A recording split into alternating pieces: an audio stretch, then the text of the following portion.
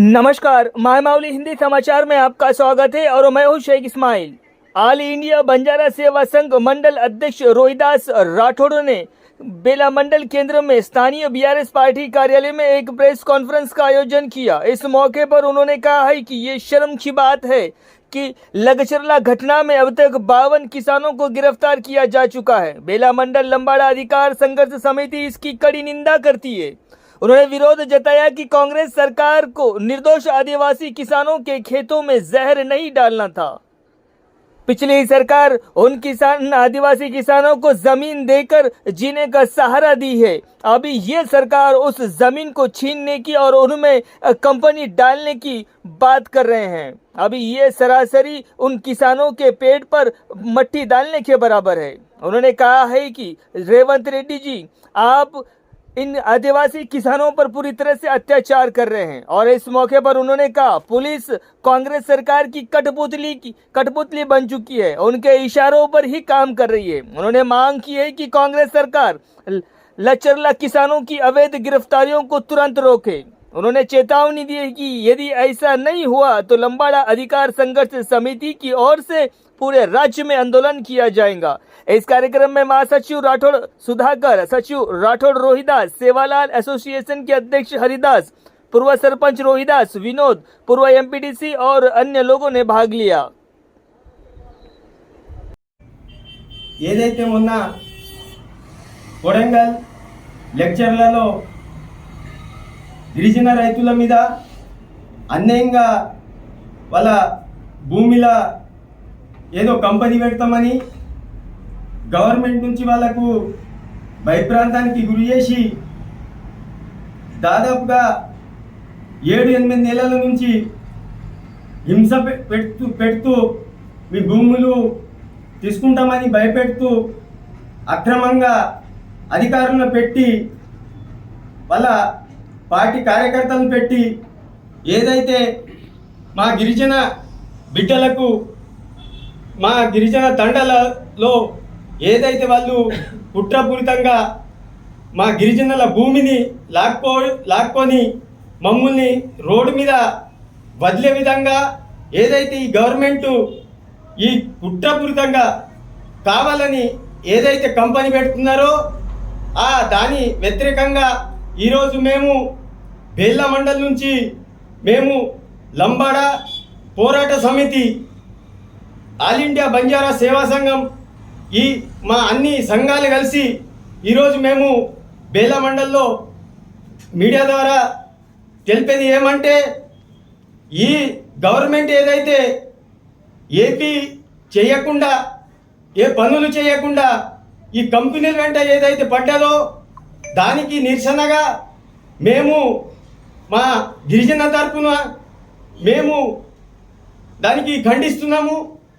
ఏదైతే కేసు పెట్టిండ్రో మా గిరిజనుల రైతుల మీద దాని వెంటనే వెనక్కి తీసుకొని ఈరోజు మా గిరిజనులను ఏ పనికి రాకుండా చితకబాది ఎంతైతే వాళ్ళు జైల్లో వేసి కొడుతున్నారో అది ఆపి, కొడంగల్ నియోజకవర్గం ఒక ముఖ్యమంత్రి నియోజకవర్గం అది అయినా కూడా మా గిరిజనులకు ఇంత చిన్న చూపుగా చూస్తూ మాకు ఇంత భయప్రాంతానికి గురి చేస్తున్నారు. ఎందుకు? మేము ఏం నీకు అన్యాయం చేసినామని? అయ్యా రేవంత్ అయ్యా, నువ్వు అనుకుంటున్నావేమో, కానీ మా గిరిజనుల జోలికి నువ్వు వచ్చినావు, నీ సోయి కరెక్ట్ ఉండదని గుర్తుపెట్టుకో. నువ్వు నీ పార్టీలో పెద్ద మనుషులు ఎందరో ఉన్నారు, వాళ్ళ చూసి నేర్చుకో.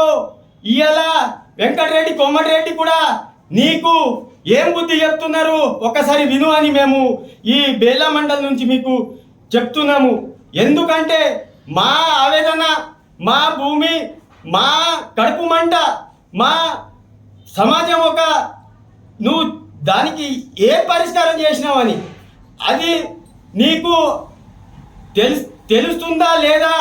అయ్యా నువ్వు చూసుకో, నీ సోయి మంచిగా ఉండదని ఏదైతే నువ్వు కేసు అక్రమంగా పెట్టించినావో నువ్వు ఆ కేసు వెనుక తీసుకొని అంతవరకు మేము పోరాడుతూనే ఉంటాము, నీ వెంట పడ్డాము.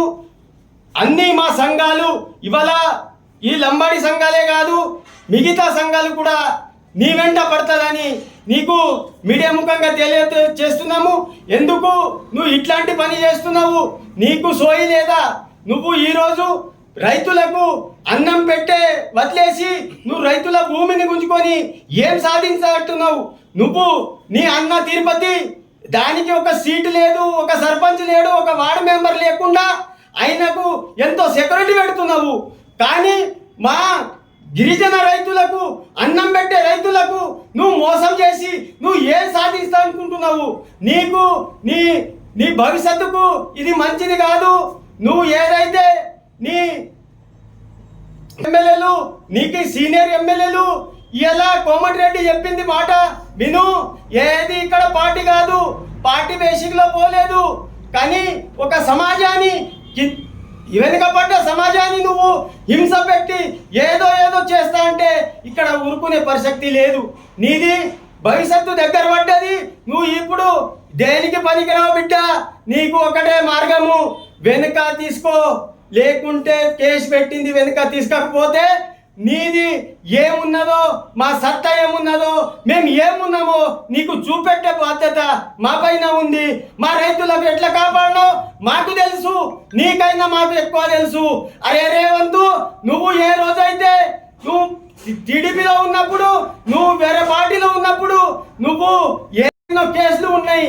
కానీ ఈరోజు నువ్వు మా బంజారా సోదరుల ఓట్లతోటి నువ్వు అదే కాన్స్టిట్యున్సీలో మా ఓట్లు ఎక్కువ ఉండి నువ్వు మా ఓట్లతో గెలిస్తే నువ్వు మాకు ఇది చూపెడుతున్నావా? మా భూములు గుంజుతున్నావా? ఇది నీకు మంచిది కాదు రేవంత్.